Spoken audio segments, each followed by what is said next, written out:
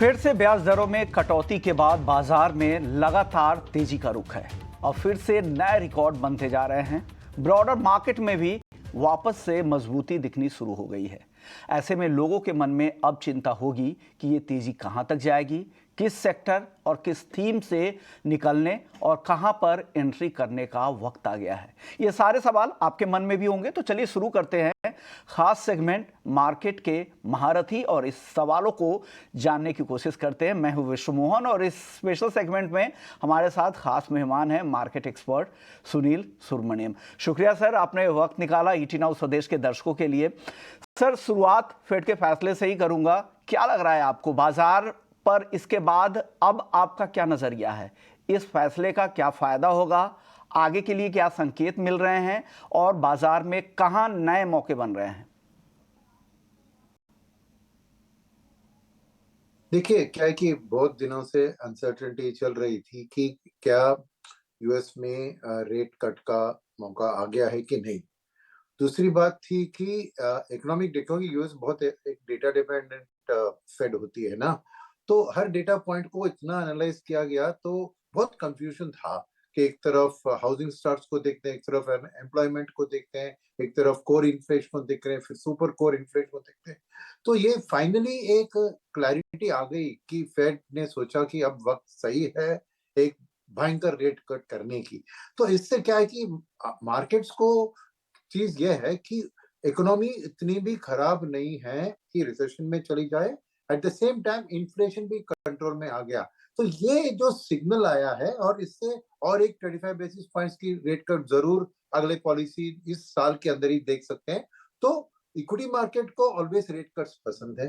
तो ये रुझान जो हुआ है, ये अभी उत्साह जो आप कह रहे हैं ना, ये एक रिलीफ मैं कहूंगा कि ये अनसर्टेनिटी हट गई है। इक्विटी मार्केट्स को अनसर्टेनिटी बिल्कुल पसंद नहीं है। अब थोड़ी सर्टेनिटी आ गई है कि यूएस इन्फ्लेशन कंट्रोल में होने के कारण एक ईजिंग रेट पॉलिसी कई महीनों तक हम देख सकेंगे। वो एक बड़ी बड़ी बात है। अब आपने कहा कि ये कितने दिन तक लास्ट हो सकता है, क्योंकि अनसर्टेनिटी कुछ दिनों से थी, ये थोड़ी देर के लिए रह सकती है। मगर सामने दो चीज याद रखने की जरूरत है। एक है यूएस प्रेसिडेंशियल इलेक्शन जो नवंबर में हो जाएगा, उसका एक क्लियर डिसाइसिव मैंडेट की आशा भी है मार्केट को। अगर वो मैंडेट नहीं आई और वो इलेक्शन में 51-49 और जैसे फ्लोरिडा में ये हुआ था लास्ट टाइम भी, वैसा कुछ हुआ तो मार्केट शायद थोड़ी नर्वस हो सकती है। वो एक चीज है। सेकेंड चीज ये है कि अब मार्केट ये भी देखेंगे कि ग्रोथ की वापसी यूएस में, क्योंकि यूएस अल्टीमेटली ग्लोबल इंजन है और यूएस में ग्रोथ की वापसी होगी तो हमारे मार्केट्स के लिए भी, आईटी सेक्टर के लिए फॉर एग्जांपल, आपको बिजनेस बढ़ते हुए देख सकता है। यूएस की मैन्युफैक्चरिंग के कारण वर्ल्ड में एक कैपेक्स का साइकिल बूम हो सकता है। तो ऐसी चीज के लिए मार्केट ढूंढेगी खबर, और उस चीज के ऊपर भी एक वेट एंड वॉच सिचुएशन होगा। तो ये दो चीज मैं कहूंगा, एक यूएस इलेक्शन और ये फेड की जो अपना जो एक ग्रोथ की वापसी का एक स्ट्रॉन्ग नो ये इंडिकेशन सामने आना चाहिए, ये इंटरनेशनल। अब डोमेस्टिक मार्केट्स की बात करें तो हमारे लिए चीज ये है कि एफआई की फ्लोस दो कुछ महीनों से वॉलेटाइल रहे हैं, कभी अंदर कभी बाहर। अब शायद थोड़ा पैसा इमर्जिंग मार्केट्स की ओर आ सकता है। अब मानते हैं कि इंडिया बाकी मार्केट के कंपैरिजन में महंगी है, तो इसलिए शायद उतना पैसा ना आए जितना पहले जब रेट कट हुआ था तब आती थी, मैं शायद उससे कम आए। मगर फिर भी थोड़ा बहुत फ्लो एफएस की ओर से इंडिया की ओर भी देख सकते हैं। वो मार्केट को एक बाइंग सपोर्ट दिलवा सकती है। वो एक बात है। सेकंड, मेरे ख्याल में ये इमीडिएटली फेड का रेट कट आरबीआई की रेट कट में बदलेगा नहीं। तो ये भी बात याद रखना चाहिए, क्योंकि हमारी इन्फ्लेशन की टारगेट 4% है, उसके नजदीक अभी तक इन्फ्लेशन आई नहीं है और हमारी ग्रोथ में कोई प्रॉब्लम्स नहीं है कि आरबीआई को रेट कट करके ग्रोथ को प्रमोट करने की जरूरत है। तो इस साल 2024 में मैं नहीं देख रहा हूं कि आरबीआई का रेट कट, शायद फर्स्ट क्वार्टर 2024-25 जो अगले साल आएगा ना, फरवरी की पॉलिसी में शायद एक रेट कट का एक्सपेक्टेशन रख सकते हैं। मगर अच्छी खबर इंडिया के लिए यह है कि मॉनसून अबव एवरेज आ गया है, खरीफ का सोइंग भी अबव एक्सपेक्टेशन है। तो इसके कारण शायद अगर फूड इन्फ्लेशन गिर जाए जो एक की कंपोनेंट है, और ऑयल का लेवल्स भी अभी 70 के आसपास आ गई है, तो शायद वो टिक के रहे तो कोर इन्फ्लेशन कम हो सकता है। तो ये एक सपोर्ट होगी आरबीआई को रेट कट करने में।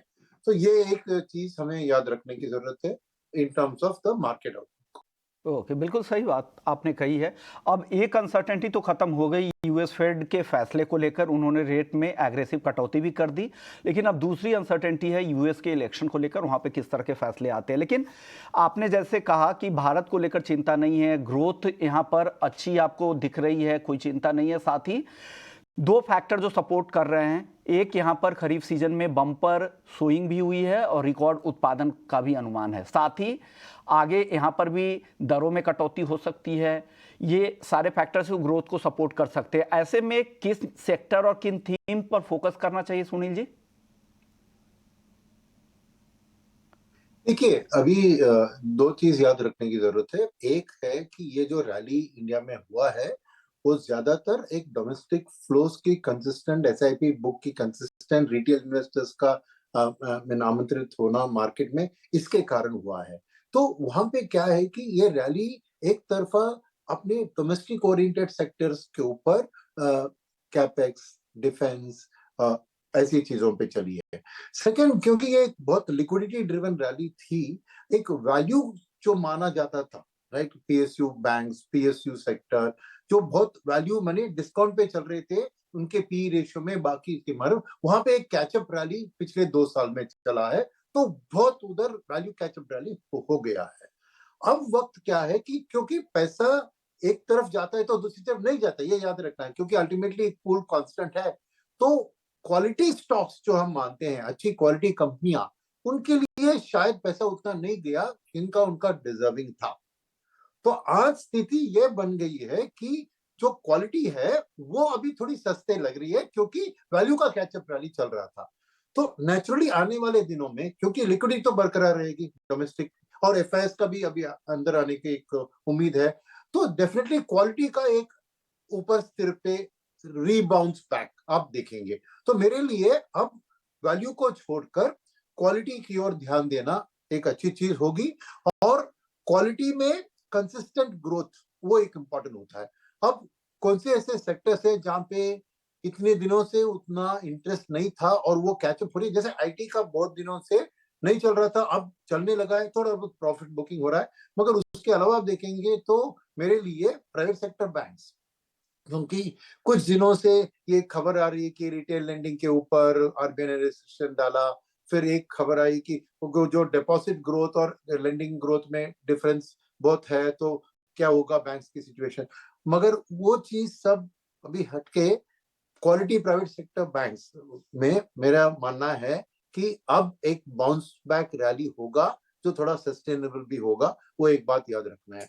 At the same time consumption, क्योंकि अब तक उतना कंजम्पशन नहीं चला जितना इंडस्ट्रियल्स और कैपिटल गुड्स चले, सिक्लिकल्स बहुत चल गए थे, कंजम्पशन उतना नहीं चला है। अब कंजम्पशन चलने का वक्त आ गया है, क्योंकि एक तरफ जब एफआईएस का पैसा वापस आता है इंडिया में तो पैसिव फ्लोस की ज्यादा ये होती है।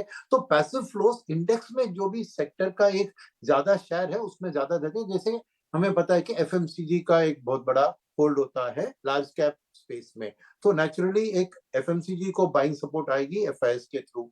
सेकंड बात यह है कि अब जैसे मैंने कहा था कि रूरल डिमांड हमारी एक के शेप रिकवरी रही है अब तक ज्यादातर, यानी महंगी चीजों का अच्छा ग्रोथ हुआ है, बेस लेवल चीज का उतना ग्रोथ नहीं हुआ है। मगर अभी जैसे ही आपने देखा कि मानसून की अच्छी खबर है, खरीफ की सोइंग अच्छी है, तो रूरल डिमांड की पिकअप, तो एक ब्रॉडर कंजम्पशन की बास्केट में बढ़त, कंज्यूमर डिस्क्रिशनरी के अंदर स्मॉलर वैल्यू आइटम्स का भी बढ़त मैं सामने देख रहा हूं। तो वो अभी प्राइस में पूरा दिखा नहीं है, इसलिए कंजम्पशन में एक अच्छा ग्रोथ आप एंटिसिपेट कर सकते हैं।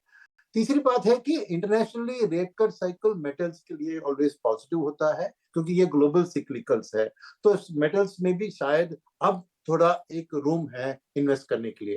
तो एसेंशियली मार्केट की आउटलुक ये होगी कि एक sector rotation, defence, cap goods, industrials, ये जो पिछले 2-3 साल में बहुत चले हैं, वहां पे थोड़ा प्रॉफिट बुकिंग करके थोड़ा reallocation into private sector banks, quality oriented companies, और जैसे मैंने कहा कंजम्पशन पैक, और शायद थोड़ा मेटल्स पे अभी रियलोकेशन फंड मैनेजर्स करेंगे। तो उसके लिए आप एक मार्केट की अब्जॉर्प्शन के लिए बहुत अभी रूम है।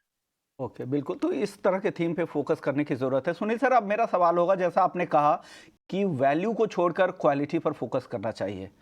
अब मार्केट में आईपीओ का बहार है, जिससे लिक्विडिटी भी काफ़ी बढ़ी है, और आप कह भी रहे हैं कि लिक्विडिटी ड्रिवन ये रैली थी, रिटेल इन्वेस्टर्स का पार्टिसिपेशन काफ़ी ज़्यादा है।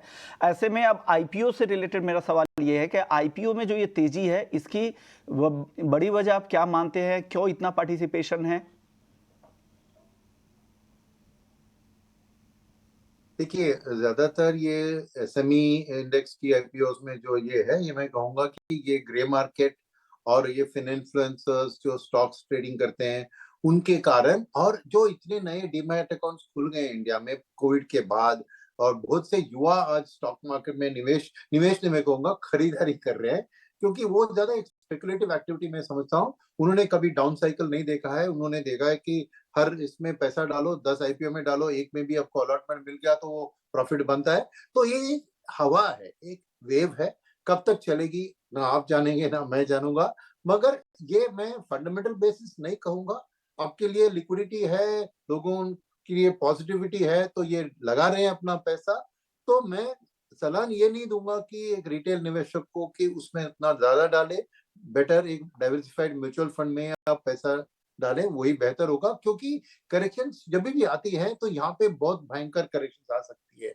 क्या उनमें वो ताकत है, वो एक्सपीरियंस है कि एक डाउनटर्न को झेल कर आगे निवेश रहना, ये हमें पता नहीं है, ये नई है। और इसको मैं कहूंगा एक रॉबिनहुड फ्रेमवर्क कह सकते हैं, Robin Hood investors.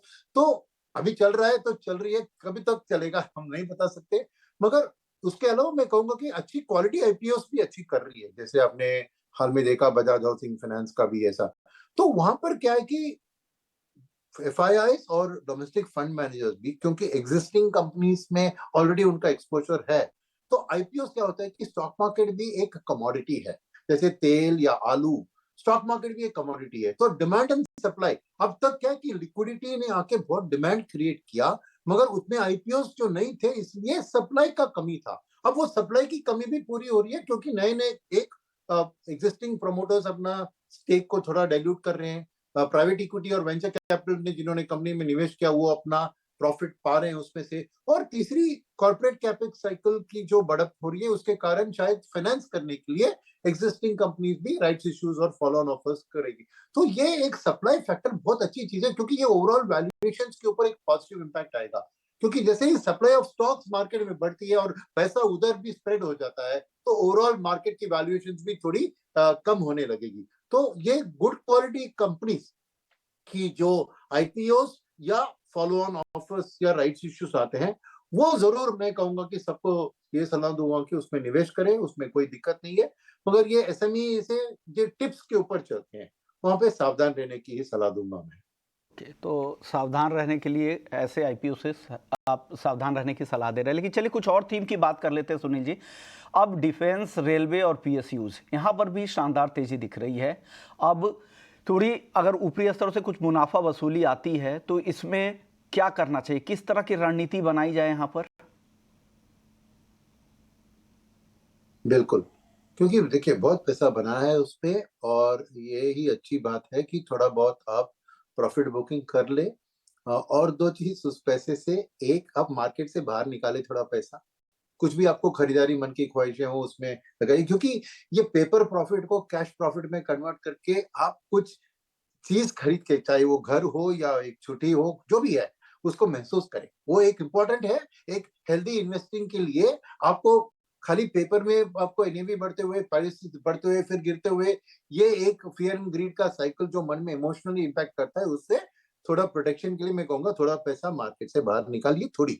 Second, sector rotation की बात जो मैंने की ना, तो मार्केट में जब लिक्विडिटी आती है तो ऑलवेज वो बेस्ट लेवल ढूंढती है, जैसे कहते हैं ना पानी अपना बेस्ट लेवल ढूंढता है, वैसे मार्केट में भी लिक्विडिटी। तो फंड मैनेजर्स जो चीज कर रहे हैं वो रिसर्च के बेसिस पे कर रहे हैं, उसमें ना ही वो ग्रोथ ऑफ ईपीएस की बात देखते हैं, वैल्यूएशन को भी आपने देखते हैं। बिल्कुल अब वो देख रहे हैं कि वो बिल्कुल शिफ्ट कर बिल्कुल रहे सही कहा आपने कि अगर आपको मुनाफा मिल रहा है, कोई सेक्टर बहुत दिनों से चल रहा है, तो आप इसमें कुछ मुनाफा वसूली करके भी जाए। सुनील सर, अब अगला मेरा सवाल होगा फाइनेंशियल सेक्टर को लेकर।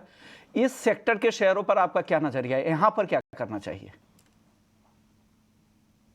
देखिए, फाइनेंशियल्स को अब ब्रेक करेंगे मैं 3-4 भाग में, ओके। एक होगा लेंडिंग साइड और एक होगा इन्वेस्टमेंट साइड, ओके। अब लेंडिंग साइड में होता है private sector banks, public sector banks और एनबीएफसीज। और नॉन लेंडिंग साइड में आपको होते हैं broking houses, wealth management outfits, asset management companies, insurance companies, ये सब चीज।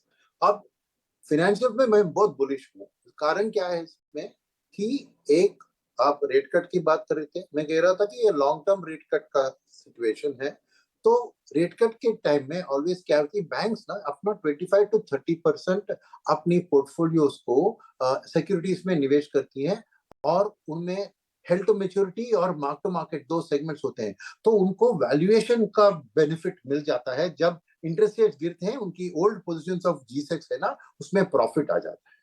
तो मार्क टू मार्केट गेन्स उनको मिलती है। ये इसी कारण है कि रेट कट्स ऑलवेज एक लेंडिंग साइड वाली इंस्टीट्यूशंस के लिए पॉजिटिव होती है। तो ये एक पॉजिटिव रीजन है। सेकेंड बात आपने कही कि निम्स के ऊपर प्रेशर है। ये निम्स के आजकल प्रेशर क्यों है? क्योंकि आज भी रिटेल लेंडिंग डोमिनेट कर रहा है, और रिटेल लेंडिंग में बहुत कॉम्पिटिटिव स्पेस है, और लोगों की भी इन्वेस्टमेंट से, लोग डिपॉजिट से अपना पैसे को कैपिटल मार्केट में शिफ्ट कर रहे हैं, इसलिए थोड़ा प्रेशर है उनको डिपॉजिट मोबिलाइजेशन में। तो बैंक्स को डेट कैपिटल मार्केट्स को टैप करना पड़ रहा है, international debt capital markets, domestic को टैप करना, जहां पे प्राइसिंग बहुत एग्रेसिव होती है। तो इस हाल में आज निम्स के ऊपर प्रेशर दिख रहा है। मगर जैसे ही प्राइवेट कॉर्पोरेट्स कैपेक्स बढ़ेगी, तो क्या होगा कि बड़ी बड़ी कंपनियां जब एक्सपेंशन करेगी, तो स्मॉल एंड मीडियम एंटरप्राइजेस जो कैपिटल गुड्स उनको सप्लाई करते हैं, उनके लिए फंडिंग की जरूरत होगी। तो कॉर्पोरेट कैपेक्स जब पिकअप होगी, और ये स्मॉल एंड मीडियम एंटरप्राइजेस को ऐसे रिटेल के जैसा वहां पर एक मारामारी नहीं होती है in terms of rate fight. क्योंकि 500 करोड़, 1000 करोड़ एक छोटी कंपनी के लिए देने के लिए 2-3 बैंक ही शामिल होंगे, उधर कंपटीशन नहीं होता है। तो वहां पे 13-14% पे भी वो बोरो करने के लिए तैयार है।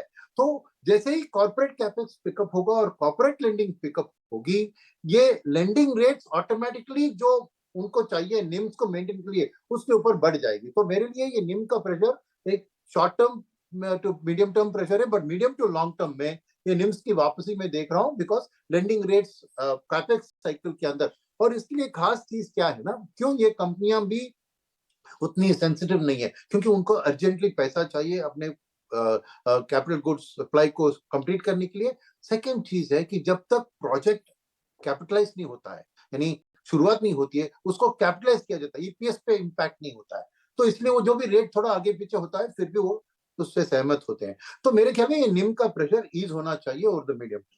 तीसरी बात ये भी है कि लोगों का, जैसे मैंने कहा, अभी डिपॉजिट से इन्वेस्टमेंट की ओर पैसे बढ़ रहा है, स्टॉक मार्केट की ओर। तो नॉन लेंडिंग फाइनेंशियल सर्विसेज जैसे insurance, asset management, broking houses, wealth management outfits, इन पे नेचुरली उनका बेनिफिट दिखेगा आपको, क्योंकि वो पैसा उनके थ्रू ही मार्केट में डलवाएं, तो उनको ब्रोकरेज के जरिए फीस या वेल्थ मैनेजमेंट फीस से उनका इनकम भी बढ़ सकता है। और इसमें बैंक्स के लिए भी एक प्रॉफिटेबल चीज है, क्योंकि बैंक्स अपना डिस्ट्रीब्यूशन भी बहुत फोकस कर रही हैं। तो उनका पैसे जो आता है मार्केट में निवेश के लिए, सभी बैंक्स आज म्यूचुअल फंड्स को प्रमोट कर रहे हैं, इंश्योरेंस को प्रमोट कर रहे हैं, तो उनका भी फी बेस्ड इनकम इसके कारण बढ़ सकता है। और फाइनल पॉइंट ये है कि निम्स की प्रेशर को काउंटर करने के लिए एक होता है इस म्यूचुअल फंड या इंश्योरेंस वाली फीस, दूसरा होता है कि कैपिटल गुड्स प्रोजेक्ट्स में जब वो कैपिटल गुड्स खरीदते हैं, तो एलसीज और गारंटीज की बहुत जरूरत पड़ती है, क्योंकि जो फॉरेनर जो होता है उनसे इंपोर्ट कर रहे हैं ये कैपिटल गुड्स को, 6 महीने 9 महीने लगते हैं, उसके लिए एक एलसी ओपन करना पड़ता है, गारंटी देनी पड़ती है, तभी वो सप्लाई करेगा। तो वो एलसीज एंड गारंटीज का फीस भी बैंक्स के लिए कॉर्पोरेट साइकिल की रिवाइवल में आके उनके ओवरऑल ईपीएस को बूस्ट कर सकता है। तो मेरे ख्याल में, और बेस्ट पॉइंट ये है कि पीएसयू बैंक्स में तो रैली हुआ है, मगर प्राइवेट सेक्टर बैंक में कुछ महीनों से एक मंदी तो चल रही थी। तो अब वो कैचअप के लिए भी स्पेस बहुत है। तो गुड क्वालिटी पे फोकस करना चाहिए। अच्छी जो अपनी बैलेंस शीट को मैनेज कर रही है, कॉर्पोरेट गवर्नेंस अच्छी है, ऐसी बैंक्स के ऊपर फोकस करेंगे, तो मेरे ख्याल में BFSI overall banking financial services space एक बहुत अच्छा इन्वेस्टमेंट का मौका है आज। और मैं मीडियम टर्म में बहुत बुलिश हूँ इस सेक्टर पे। काफ़ी बुलिश हैं बैंकिंग और बीएफएसआई पे, और खास करके जो नॉन लेंडिंग जो कंपनियां हैं फाइनेंशियल सेक्टर की, उस पर आप ज़्यादा यहाँ पर बुलिश नज़र आ रहे हैं। शुक्रिया सुनील सर, आपने वक्त निकाला, हमारे दर्शकों को समझाया कि किस सेक्टर और किस थीम पर आपको भरोसा है और आगे कौन से शेयर और सेक्टर यहाँ से चल सकते हैं। शुक्रिया सर एक बार फिर से आपका। तो मार्केट के महारथी में सुनील सुब्रमण्यम जी थे, जिनको आपने सुना कि आगे आपको बाजार में क्या करना है। तो इस खास पेशकश को यहीं समेटते हैं, लेकिन बाकी खबरों के लिए आप बने रहिए हमारे साथ।